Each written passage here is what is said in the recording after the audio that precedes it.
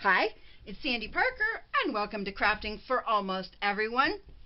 Halloween is almost upon us, and I really need to get serious about my trick-or-treaters because we do ours on the Thursday before Halloween, which is kind of weird, but it's always been that way. And so I thought this year I would make a Halloween coffin and put my candy bar in the coffin. And I give full-size candy bars because I only get like 10 trick-or-treaters. So to make this project isn't going to be that big a deal because, like I said, 10, you know. So I found this template free on the internet, and I'll put the link to that below in the information section. And we're going to use a couple different sets of stamps. We're going to use this one from Stampin' Up! Called Cookie Cutter Halloween. Sorry, I have a little glare on things today. And we're using that one is currently available, and it goes with this gingerbread punch, which makes me really happy because I can punch out my I'm going to use the mummy. Sorry, I'm going to be using the mummy, and I'm going to be using the skeleton, and both can punch out with this punch. So those are both currently available now through Stampin' Up! And if you don't have a Stampin' Up! Representative, I'll give you my friend Linda's information down below. She's the lady that told me I should start my channel. Met her at a stamp show, and she was so lovely. And just ever since then, whenever I've had a Stampin' Up! Product that's actually current, I reference her because she was so nice to me before I started. This is the other set I'm using. This one is discontinued, retired, whatever they call it, and I bought it on eBay. You probably can too. I wouldn't buy it now because, you know, it's almost too late, but you can use the other one certainly. I've already put them in my MISTI, and we'll go to this after I've stamped out my images. I'm just using a scrap piece of paper to stamp on because there's no point in using a big piece of paper when you're only doing a little bit of little pieces, little stamperoos. And I'm using some bats, and as I said, the skeleton and the boo from the other set, and a hanging spider. Ooh, the hanging spider just unattached. That's the one thing I don't like about stamps when you have that sticker on the back that shows what they are. You end up getting it sometimes so it doesn't stay attached to your image. Oh, got a little ink. Oh my goodness, got even more ink. How lucky. Let me see how we did so far. Boo is missing the B. Oh, I have some ink on it though. I think I'm going to stamp it one more time and just hope that everything can fall off, you know. Oh, I'm going to stamp it with the lid. Hey, things are going really good so far in this video, don't you think? I don't like it when Richlet takes any of this stuff out because, you know, it's real life. And I probably have more ink on me, the MISTI, where it shouldn't be, and not on the paper or the stamps. Luckily, I won't have to cut out most of these. I'll be able to stamp, or just punch the big things. Let's see how we look. I think we look pretty good. Our spider, he has issues, but I can always stamp him on another piece of paper. I could put him over there. Hey, watch me make a big mess right now. Ready for me to make another mess? Huh. Watch and learn. I'm going to do it. I'm just going to stamp him because he's the only one that's awry. And I'm going to maybe hang him from the top of my casket. Although I do have some really cool stickers that I got at the Dollar Tree that were Halloween stickers, and I might use them instead on top of my casket. So, look, our spider's perfect. This one is not. Next step. Let's punch these bad boys out. What do you think? I have that black underneath. I thought it would be better to, you'd be able to see this better, you know, than my regular design. I'm sure you've all punched before, but if you haven't, the way you do it is you flip them upside down and you center your image and you squeeze on it enough that it holds it in place. And what I do, I'm going to show you the way that I would do it, because this is a hard image to punch for me because it's big. And this is the way that I would do it, and anybody who only has use of one arm could do it. You do the same thing. You're holding it with one arm, but you're centering it so that you like the way it is, and then if you like it, like I think that looks good, then you punch. This has got a lot of unusual extras. Like I'm not sure what they are. I guess they go to the snowman part of this set, which I also bought all of the stamps that go to the Christmas part. This is a really cool. I honestly, if this set had just been the gingerbread man from Christmas and all of the Christmas punches, I would have never bought it. You know, it was all about. As soon as I saw these, I was like, I have to have that, because I would have. I'm not that big into the Christmas things as I am into Halloween, as I think some of you know. If you didn't know that, now you do. So here are our cute little fellas, and I could use all of this extra stuff for confetti if I wanted to, but since it's white, I'm not going to use it.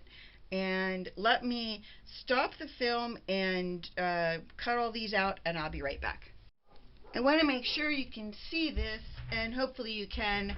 This is the back of the paper, and we're going to be putting some glue on it. I started out using glue stick, but then it's warm here. For some reason, my glue stick wanted to just kind of, let's just say, melt on the paper, and I wasn't into that. So, and right now my dog is barking like a lunatic again because, I don't know, she thinks she sees something. I'm not sure what. Ugh. Anyway, little honey is just a barking dog. It doesn't 100% matter if you get your papers lined up exactly, but what you're doing is you're going to glue your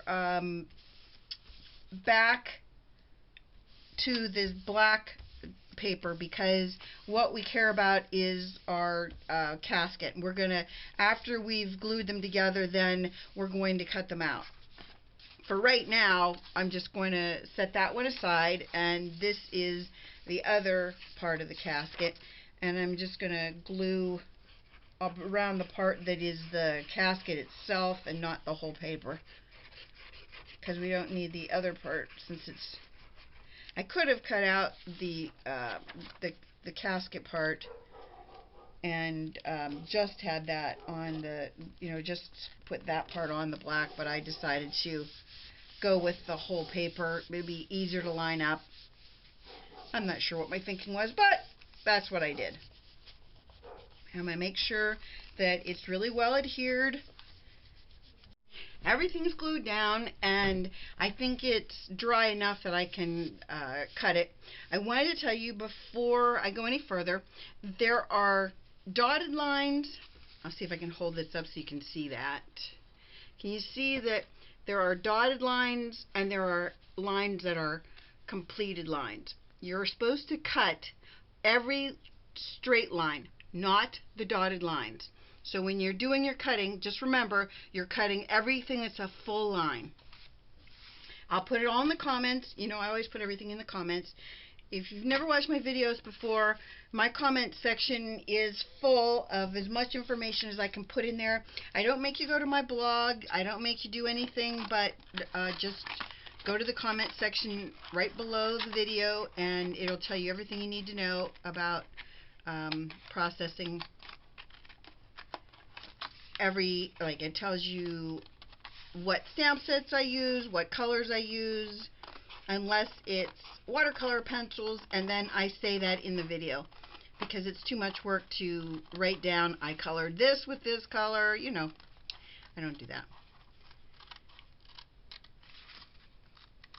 My next project, well, it might not be next project in order, but the project that I'm going to be doing next is my great niece's wreath. Now, I made a wreath already that was the Halloween wreath that you could really make for any season, and one of my subscribers said she was definitely going to do that.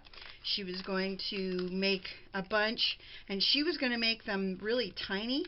I'll link that video to this so that you can check it out, but she was going to make really small ones, and I thought that was a really good idea. And she said she was just going to use chipboard cardboard and make little wreaths that you could put like in lockers at school or on packages. I thought it was a really cute idea. You could make it as Christmas ornaments. Anyway, I thought that was a really good idea. I wouldn't have thought of it, so I'm glad she did. I told her make sure she emails me a copy of it.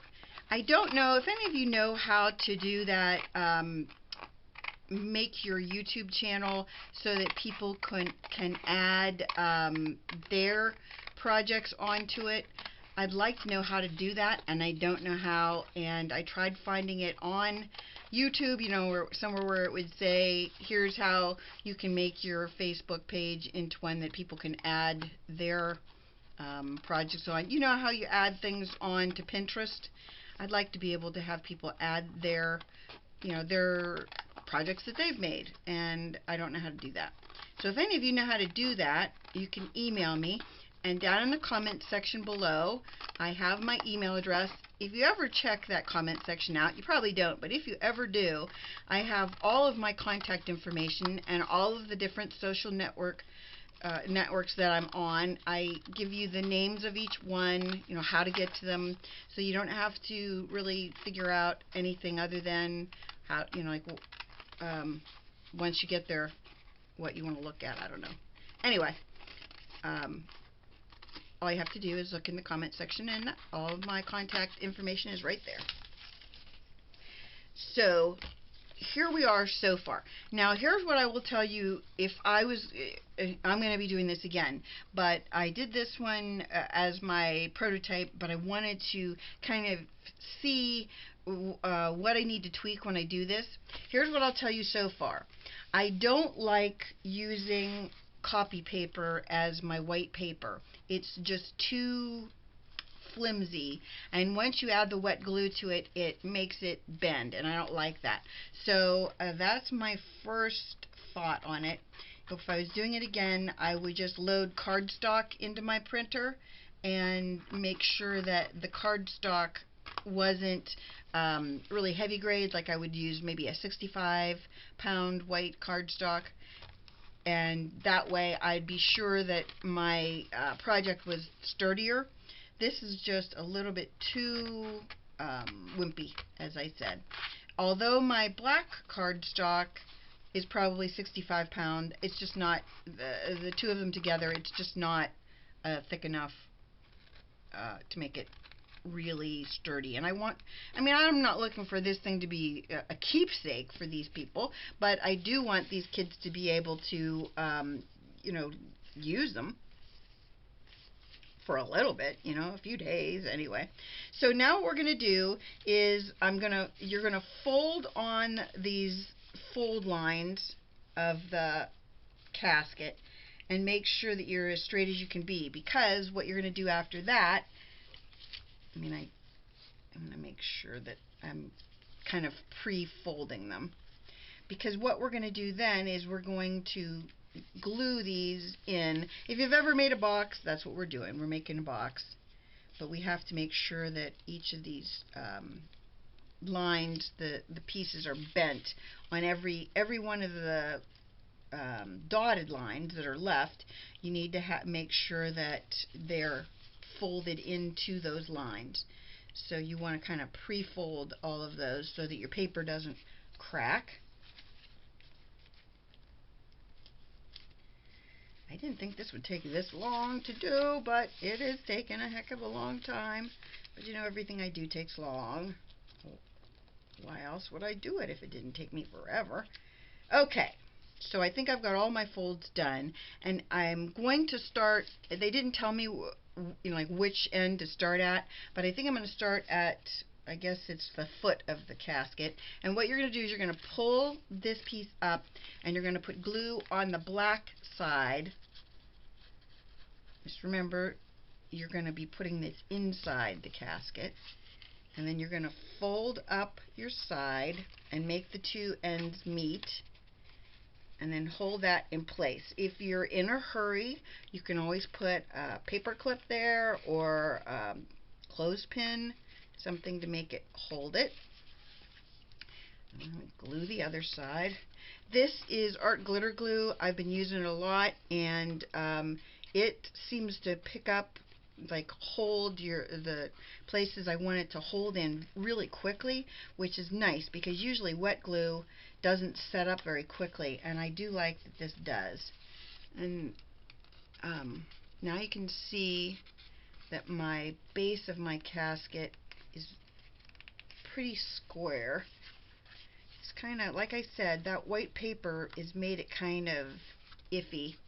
It's not making me as happy as I'm going to see if I can move that in a little bit more. It's just not as straight as I want it to be. And I'm also, after I'm done, I'm going to run my bone folder over these to make sure that my edges are really well adhered. I don't think it really matters too much what the inside looks like. Yes, that is where we're going to have our food, but I was thinking about putting maybe some tissue paper or something around it. You know, like in a regular casket, you would have something over the person in the casket. So I was thinking that I could wrap something around my candy bar so that it wouldn't be so kind of distinctive here, that it's these lines that are in here. You can see every one of them. It's kind of not the best plan, how you can see all these, how in the inside it's not what's the word, a finished look. That's what I was looking for. These little black pieces in the center are really hard to get exactly bent and in place right, because there's not a really definite, I can't explain it. It's not the way it's cut. It's just not a really clean fold. Did I say that on the other side? Because this is starting to sound familiar. I'm losing my mind. That could be it. That could be the whole problem right there in a nutshell. And then I'm going to put some glue on the black. And I got to fold that up inside. I'm going to bend it down so that I can bend it up. Okay. I'm going to go ahead and glue and cut and make the top, and I'll be right back. What I decided I was going to do, I put my Butterfinger down in the bottom, and I thought, geez, that doesn't even do any, it doesn't fill it at all. So I have these little bags of nut mix, and I have some pumpkin cloth that I just cut with my pinking shears. And I thought what I would do is to hide the fact that the inside of the box isn't really attractive. Hopefully this will work. And then I'll just plop it down in there. And then it looks like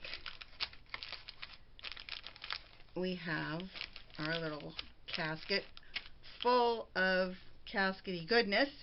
And I thought I would just kind of put a little bit of glue stick on the back of the mummy, just to kind of get him to be in the casket, like that.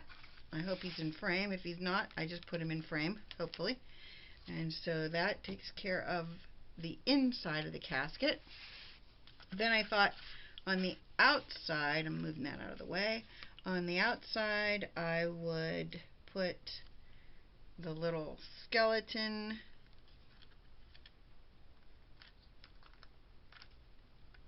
like that, and the word boo. Probably would work better if I used glue stick, but I thought this would work, or not glue stick, yeah, tape runner, not glue stick, because I am using glue stick. Jeepers, losing my mind here. Okay, I got a bat. I was going to use that spider, but the problem with the spider was that he hung from that string, and I'm taking him back off because he doesn't have enough on his legs. The spider hung from a string, and I couldn't actually cut out that spider on a string. And let's see, I have these little stickers, as I told you about, that I got at the Dollar Tree. I'll put one there. So there's both the bottom and the top. Let me make sure he's in frame, and then I'm going to put his little lid on him. If you're going to do this, I would recommend really scoring your paper on all of those the dotted lines. Really fold your paper so that it's ready to be part of the box, because I used the template to the letter, and I'm going to turn it over so you can see how far off the lid is from the base. And like I said, I cut it and folded it exactly the way they told me to. And I think if I was going to do it myself, I would make this end a little bit shorter, and that way I think it would fit better. But other than that, it's really cute, and I recommend you trying it because it's a great little project, and I think it'd be fun to do with kids. And I hope you give this a thumbs up. Tell your friends about me on social media. I'd really appreciate it. Thanks so much for watching. Bye-bye.